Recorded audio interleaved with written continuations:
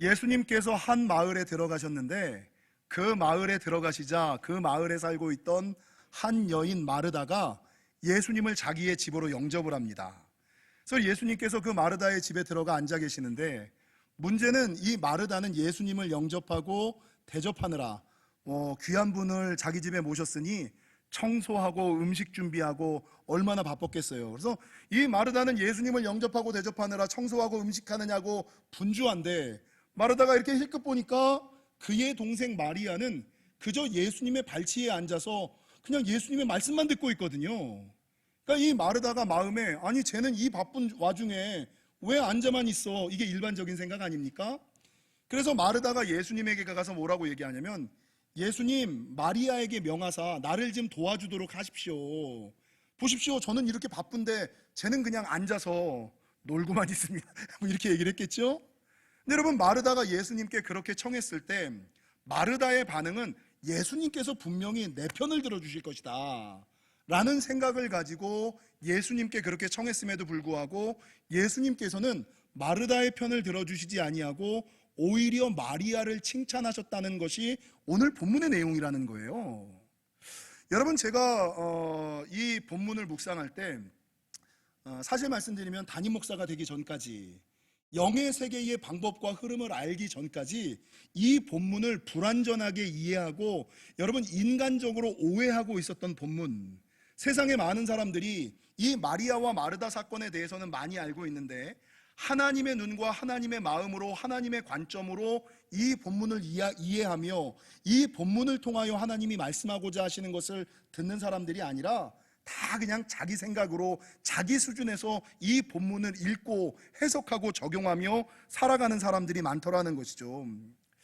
여러분, 그래서 제가 이 본문이 정말 우리에게 말씀하는 바가 무엇일까를 함께 이 시간에 듣고 나누는 시간이 되기를 주님의 이름으로 간절히 축원합니다.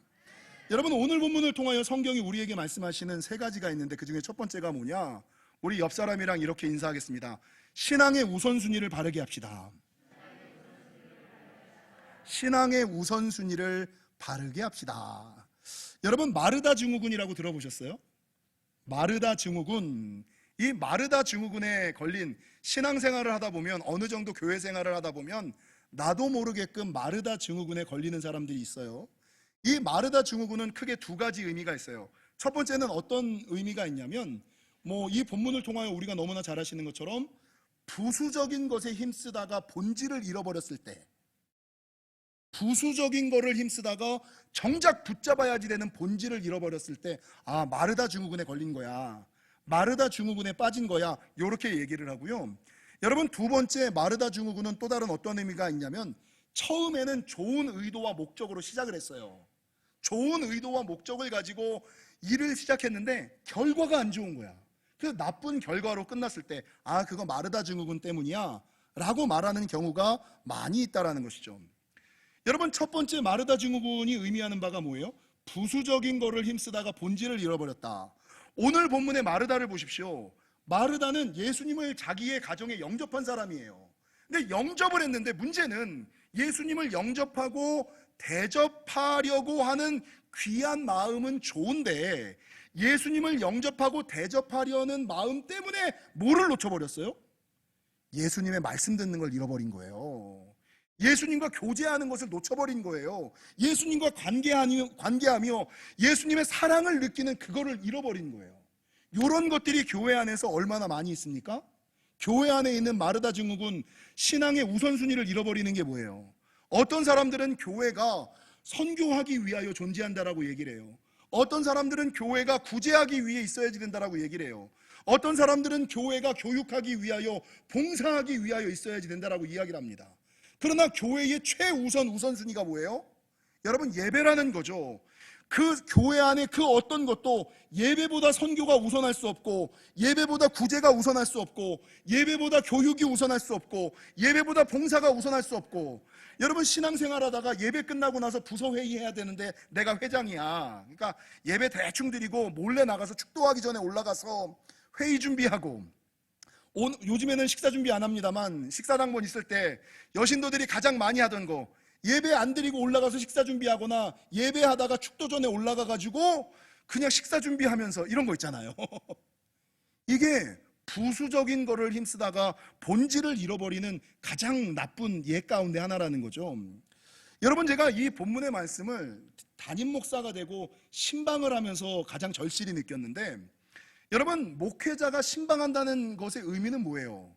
그 가정과 그 사업체를 찾아가서 그 가정과 그 사업체에 필요한 약속의 말씀을 주고 하나님의 축복을 선포하는 게 신방의 목적 아닙니까? 그럴 이유로 제가 신방을 가는 거고, 그럴 이유로 가서 예배를 드리는 거예요. 근데 성도들 입장에서는 아주 오래간만에 목사님 오셨으니 가장 귀하고 값진 것으로 대접하고자 하는 마음들이 다 있잖아요. 그래서 항상 가장 귀하고 값진 것으로 대접해 주거든요. 근데 문제는 앉아서 예배하고 찬송하고 있는데 그 옆에서 칙칙칙칙칙칙칙칙칙, 이게 뭐예요? 전기밥솥이 그냥 돌아가는 거예요. 아니, 그러니까 예배 찬양하다 말고 말씀 듣다 말고 일어나가지고 밥솥 끓여가고 뜸 들이러 가고 국 끓이러 가고, 저는 그거를 드리다가, 아니, 내가 이곳에 예배하러 약속의 말씀을 선포하러 왔는데 정작 들어야지 되는 주인은 그 자리에 없고, 정작 들어야지 될 당사자는 국 끓이고 앉아있고 밥솥 뜸 들이고 앉아있고, 엉뚱한 사람들끼리 모여가지고 찬양하고 예배하고, 도대체 우리가 왜 이곳에 와서 예배하는 거지? 를 모르는, 사실 이거는요 신방대원의 문제예요. 이거는 여러분, 이거 그냥 좀 참조로, 목회자가 신방할 때 신방대원들을 모시고 가죠. 왜 모시고 갈까요? 대부분은 구역장, 지역장, 그리고 권사님들을 모시고 가요. 왜 권사님들 중심으로 모시고 갈까요? 그냥 같이 가서 맛있는 음식 먹자고? 아니죠. 여러분, 신방대원의 목적은 그 가정의 형편과 처지, 기도 제목을 너도 알고, 권사 정도 됐으니, 구역장 정도 됐으니, 지역장 정도 됐으니 그 가정의 형편과 처지, 기도 제목 알고 기도 좀 해주라고.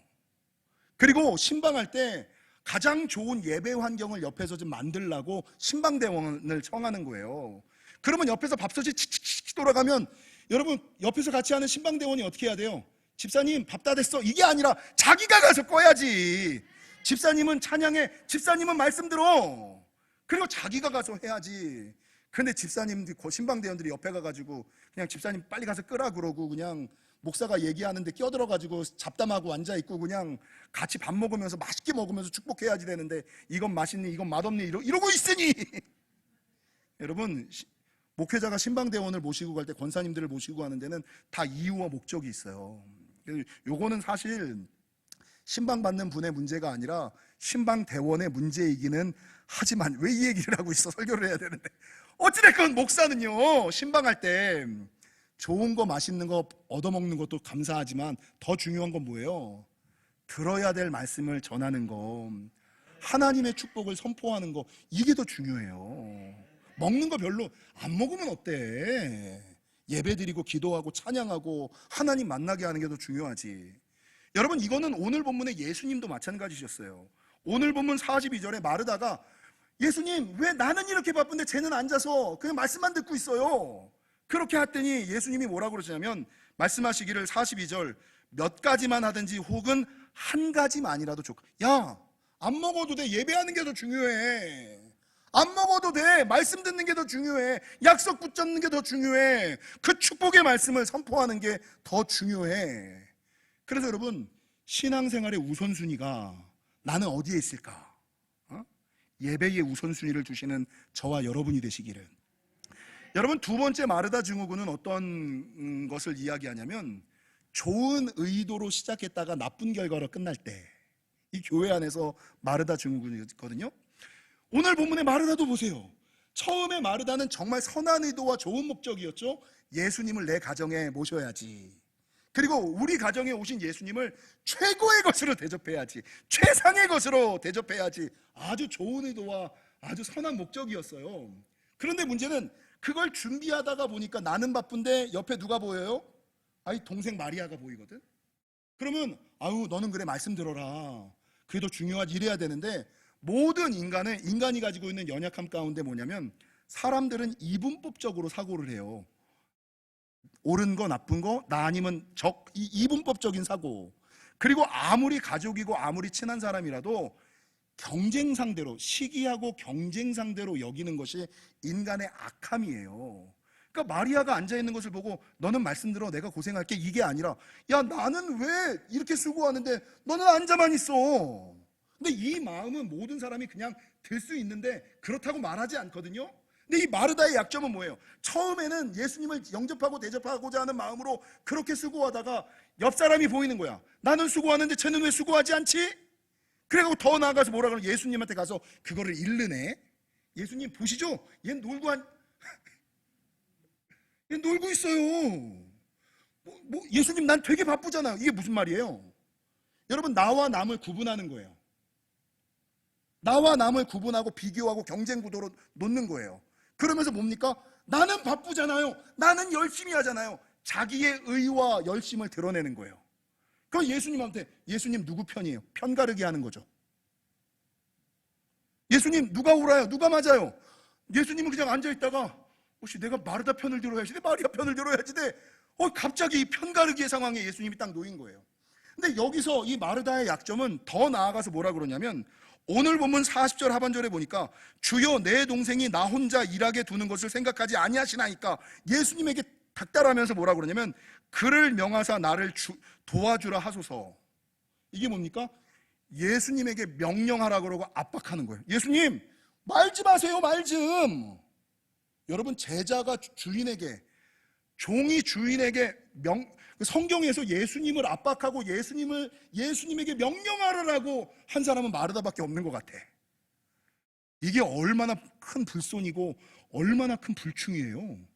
예수님 마르다를 향하여 명령하사 나를 좀 도와주게 하세요. 시기하고 경쟁하고 비교하고 편가르기하고 예수님 압박하고 자기의 의와 열심을 드러내고 예수님을 향하여 여러분 명령하는 신앙, 이게 마르다 신앙인 거예요. 그래서 여러분, 처음에는 좋은 의도와 목적으로 시작했는데 과정과 결과가 나쁜 것. 제가 이 마르다 증후군을 생각하면서 왜 성도들 교회 오래 다니고 많이 다닌 사람들 중에 마르다 증후군에 빠질까? 여러분, 마르다가 나쁜 신앙 아니에요?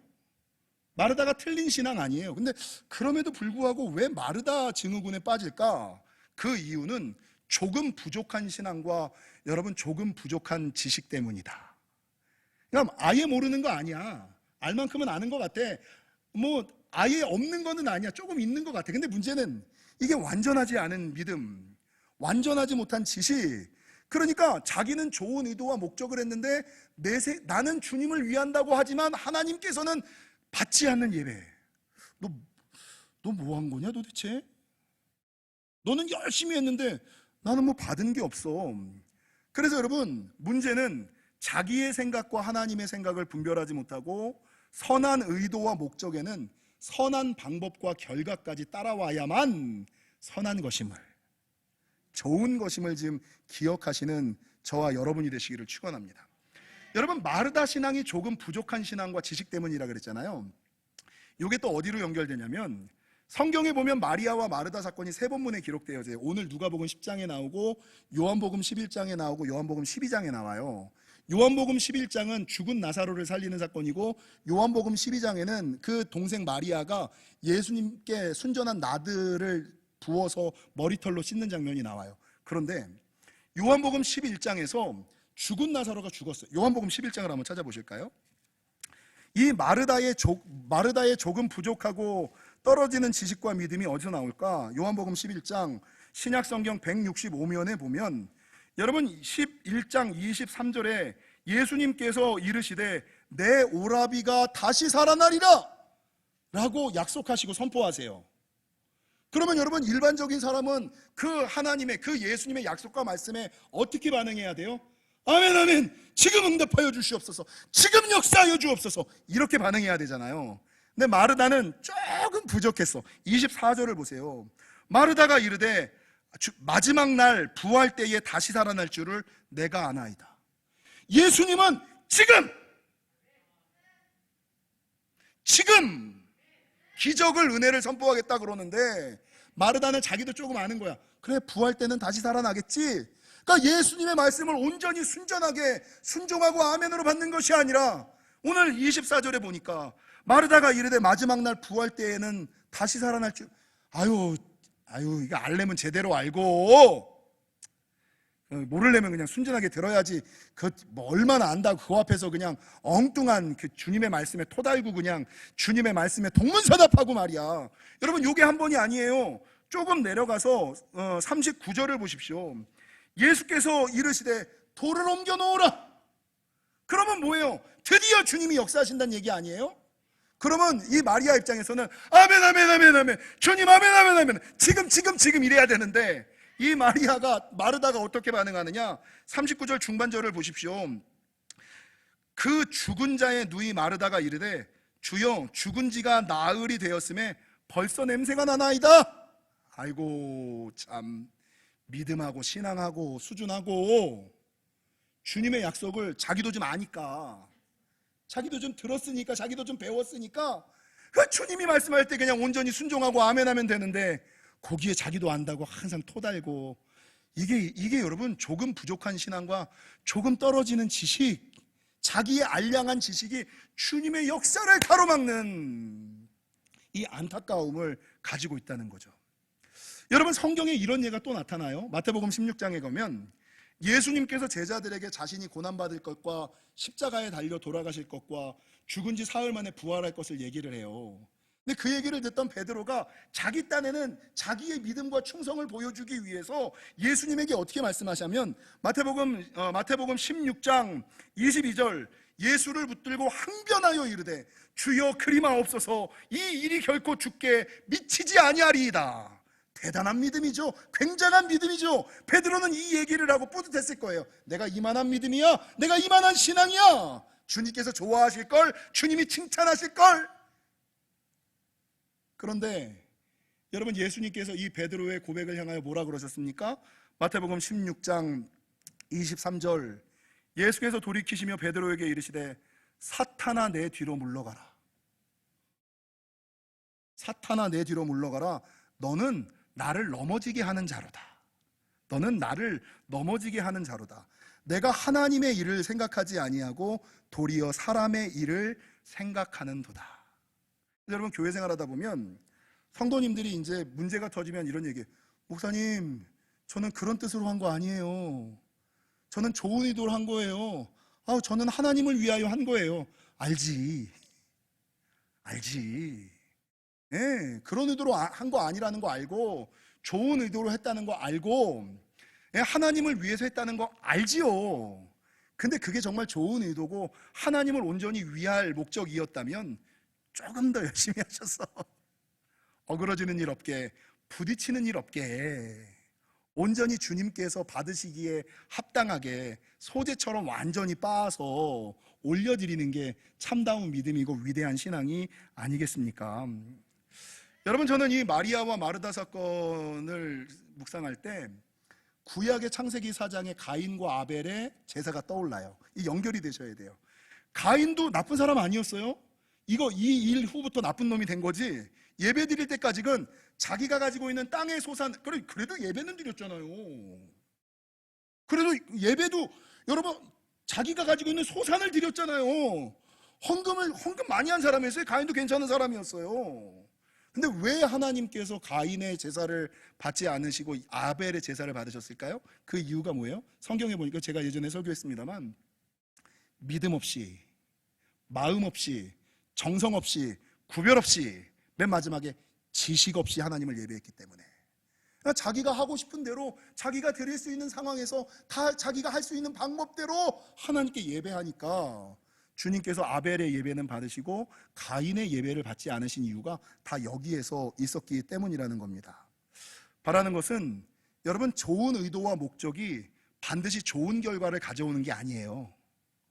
그리고 좋은 의도와 목적은 하나님의 일은 의도가 선하면 과정과 결과까지도 선해야 됨을 기억하시고, 그래서 영지교회는 편법을 안 씁니다. 영지교회는 그냥 좀 무식해 보이고 답답해 보이고 늦게 가는 것 같아도 우리 교회 당회는 그래도 그냥 바르게 가는 게 우리 영지교회고 하나님의 사람임을 기억하시고, 여러분 마태복음 12장에 나오는 나무도 좋고 열매도 좋은 저와 여러분이 되시기를 주님의 이름으로 간절히 축원합니다. 그래서 이 마르다 증후군을 통하여 성경이 우리에게 말하는 것은 신앙의 우선순위를 좀 바르게 하라. 두 번째는 뭐냐면요, 우리 따라하겠습니다. 마리아처럼 예배하고 마르다처럼 사역하자. 이 성경을 통하여 우리에게 말씀하신 하나님의 뜻은 마리아처럼 예배하고 마르다처럼 사역하라는 거예요. 여러분, 제가 마리아와 마르다 사건을 예전에 묵상하면서 빠졌던 불완전한 이해와 오해 가운데 하나는, 대부분의 사람들이 이분법적으로 사고하고 비교하고 경쟁하는 것에 너무나 익숙해져서 이 마리아와 마르다 사건을 다 읽고 나서 예수님은 마리아 편이야, 예수님은 마르다를 질책하시고 혼내신 거야, 이렇게 이해를 해요. 저도 그랬어요. 그러니까 예수님께서 맨 마지막에 마리아 편을 드셨다는 그 한 가지 이유만으로 예수님은 마르다를 질책하거나 혼내신 걸 거야, 그렇게 이제 이 본문을 이해하고 있어요. 근데 제가 담임 목사가 되고 영의 세계에 대한 눈이 좀 띄니까 이 본문에서 예수님은 마리아 편을 드신 것이 아니에요. 마르다를 향하여 질책하시거나 여러분 핀잔을 주신 게 아니에요. 예수님께서 이 얘기를 왜 하셨을까요? 천국의 비밀과 하늘의 방법을 알려서 너도 복 받으라고.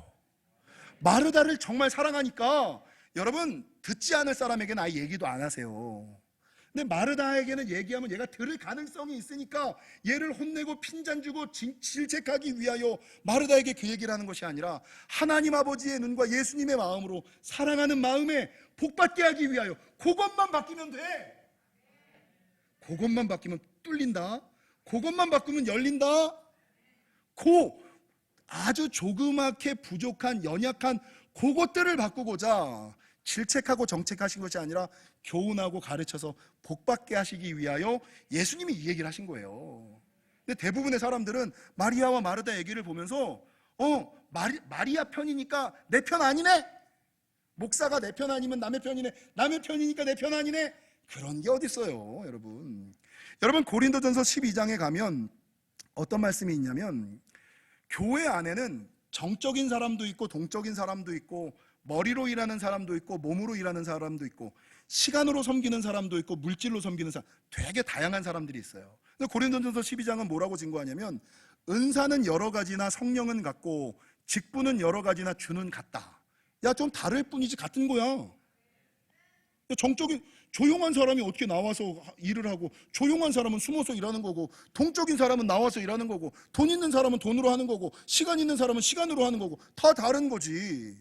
그래서 여러분 성경은 주신 은사에 따라 어떤 사람은 손, 어떤 사람은 발, 어떤 사람은 귀, 어떤 사람은 눈으로 쓰임 받으며 우리는 모두 한 몸의 지체다.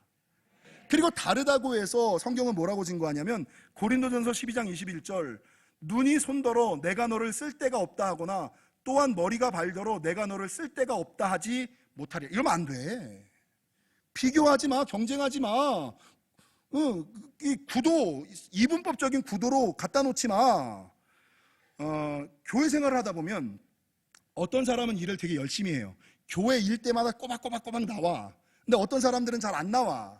일을 하더라도 이 사람은 땀 뻘뻘 흘리면서 하는데 이 사람은 살살 일을 해. 그러면 열심히 일하는 사람들이 나는 맨날 나오는데 저 집사는 왜 맨날 안 나오지? 나는 땀을 뻘뻘 흘리는데 저 집사는 맨날 그냥 눈치 보면서 요리조리 그냥 힘든 일은 다 빠지고 그냥 하는 신용만 하지. 목사님, 저 진짜 일하기 싫어요. 이럴 때가 있어요. 여러분 영적인 패러다임을 바꾸셔야 돼요. 내가 힘든 일을 하고 내가 열심히 일을 하면 내가 복받을 기회가 더 많아지는 거야. 그 복의 기회를 내가 잡은 거야. 근데 그 집사는 일하러 안 나오잖아요. 육의 눈, 인간으로 눈을 볼 때는 일하는데 안 나와서 편하겠지. 야, 일할 때 대충 해가지고 쉽게 그냥 하니까 좋겠지가 아니에요. 축복의 기회를 잃어버리는 거야. 몸으로, 여러분 제가 일부 때 그런 얘기를 했어요. 신앙은요, 몸이 편하면 영이 불편해요. 몸이 편하면 영이 불편해요. 근데 조금 힘들게 육이 힘들면 영이 편해요. 이게 신앙의 신비예요. 그러니까 나만 열심히 맨날 일하고 저 집사 이러지 말고, 내가 더 복받고 일하지 않는 자기는 그게 머리 굴리는 거라고 세상의 방법대로 하는데 복받지 못하는 그 집사를 불쌍히 여겨야죠. 언제 영안이 열릴래. 인간적으로 세상적으로는 요리조리 잘 피해가지만 너 그게 그게 하나님 앞에 복 못 받는 짓이라는 거를 저 집사는 모르네, 저 권사는 모르네. 여러분, 영적인 패러다임이 좀 바뀌셔야 돼요. 영적인 패러다임이 좀 바뀌셔서 말하는 것은 인간이 가지고 있는 이분법적인 사고를 좀 버리시고, 마리아가 옳고 마르다가 틀리고 마르다가 옳고 마리아가 틀리고 이게 아니라, 여러분, 영적인 사고, 종합적인 사고로 이왕이면 마리아처럼 예배도 하고 마르다처럼 사역도 하고. 우리 영지교회는 좋은 신앙을 넘어 위대한 신앙이잖아요. 언제까지 좋은 신앙으로만 살아가시겠습니까? 마르다처럼 사역도 하고 마리아처럼 예배도 하시는 위대한 신앙인들이 우리 영지교회에서 많이 생겨나시기를, 하나님의 눈으로 하나님의 마음으로 보시는 저와 여러분이 되시기를 주님의 이름으로 간절히 축원합니다. 마지막 이 마리아와 마르다 사건을 통해서 성경이 우리에게 말하는 마지막 교훈은 뭔지 아세요? 여러분, 주님을 영접하는 신앙이 되라는 거예요. 마르다가 이 누가복음 10장에서 조금 부족한 신앙이고 모자란 신앙이긴 했지만, 어찌됐건 이 마르다가 예수님을 자기의 집으로 영접을 했잖아요, 그죠? 가정복음화의 첫 문을 누가 열었냐면, 일대 신앙이 누구냐면 마르다의 마르다. 근데 이 마르다가 조금 부족하고 모자라도 주님을 영접했더니 어떤 역사가 있었냐면, 좀 전에 말씀드린 것처럼 요한복음 11장에 이 가정과 가문에 우환이 생겨요. 무슨 일이 터집니까? 오빠 나사로가 죽어버려. 이게 가정과 가문에 큰 우환과 환란이 생겼다는 거예요. 근데 이 우환과 환란이 생겼을 때 예수님께서 이 베다니 나사로의 집까지 직접 오셔서, 여러분, 있을 수 없는 죽음을 이기고 사람을 살리는 기적을 베푸세요. 자기 오빠 나사로의 문제를 예수님이 직접 해결해 주세요. 근데 나사로가 산 축복의 출발점은 누구예요? 마르다가 예수님을 영접했기 때문이에요.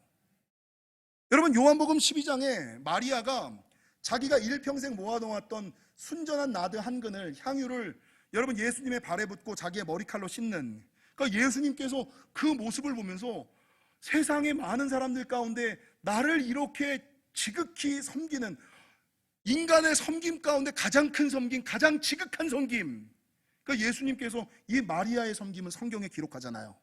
내가 이만한 믿음을, 야, 후세에 하나님을 섬기고 하나님께 헌신하는 사람들 가운데 마리아처럼 헌신한 사람을 내가 본 적이 없어. 헌신의 대명사, 충성의 대명사가 마리아가 되잖아요. 그 예수님이 마리아를 뭐라고 부르냐면, 마리아가 예수님, 우리가 예수님은 다 사랑하잖아요. 근데 예수님이 하나님이 나를 사랑하시는, 성경에 보면 마리아를 예수님이 사랑하시는 자 마리아, 예수님이 사랑하시는 자 마리아. 여러분, 이 칭호가 얼마나 큰, 내가 예수님을 사랑하는 건 나도 알아. 근데 예수님이 나를 사랑하시는지는 저 집사보다 나를 더 이것도 이분법적인 사고고 경쟁적인 사고인데, 나를 얼마나 사랑하는지는 잘 몰라. 근데 예수님이 대놓고, 야, 그 집사는 내가 사랑하는 사람이야. 위대한 신앙으로 마리아의 신앙이 위대한 신앙으로 탈바꿈이 되잖아요. 헌신의 대명사로. 그 출발이 어디에서부터 있었어요? 마르다가 주님을 영접해서. 그래서 여러분, 신앙생활에 일대 신앙이 있어요. 여러분이 처음 예수를 믿는 사람일 수도 있고, 여러분의 어머니나 할머니나 그 누군가가 일대 신앙일 수가 있어요. 그 일대 신앙이 마르다예요. 내가 지금 이렇게 부족함 없이 넉넉하게 은혜 가운데 살아가는 것은 누구 덕분에? 그 일대 신앙, 우리 가정의 마르다 때문에, 우리 어머니 때문에, 우리 할머니 때문에, 우리 아버지 때문에, 우리 할아버지 때문에, 그 마르다가 내 가정과 가문에 예수님을 영접했기 때문에 자녀와 자손이 복받는 거예요. 그러면 혹시나 행여나 아직까지 가정과 가문에 조금 부족하고 모자라서, 나 같은 게 예수님을 영접할 수 있어? 아무 상관없어요. 내 대에 조금 부족하고 모자라도 예수님을 내 가정 가운데 모셔드리시라고요. 예수님은 마르다를 향하여 뭐라고 안 하세요. 나누지 않으셨어요. 틀리다고 못됐다고 얘기하지 않으셨어요. 이건 다 세상의 생각이고, 이건 다 인간의 생각이에요. 마르다의 영접함 때문에 나사로를 살리고 가정과 가문의 문제를 해결하시고, 여러분, 마리아와 같이 가장 위대한 믿음의 사람을 배출시킨 그 모든 출발점이 어디에서부터? 마르다에서부터 있는 거예요. 그래서 아직까지 주님을 가정과 가문 가운데 모셔드리지 못한 분이 있다면 자기가 마르다 신앙 되시기를, 그리고 내가 벌써 몇 대 신앙이라 마리아와 같은 사람, 나사로와 같은 은혜를 경험했다면 이게 나 때문이 아니라 우리 집안에 주님을 모셔드린 그 일대 신앙 마르다가 같은 분이 계셨기 때문임을 기억하시고 감사하시는 저와 여러분이 되시기를 주님의 이름으로 간절히 축원합니다.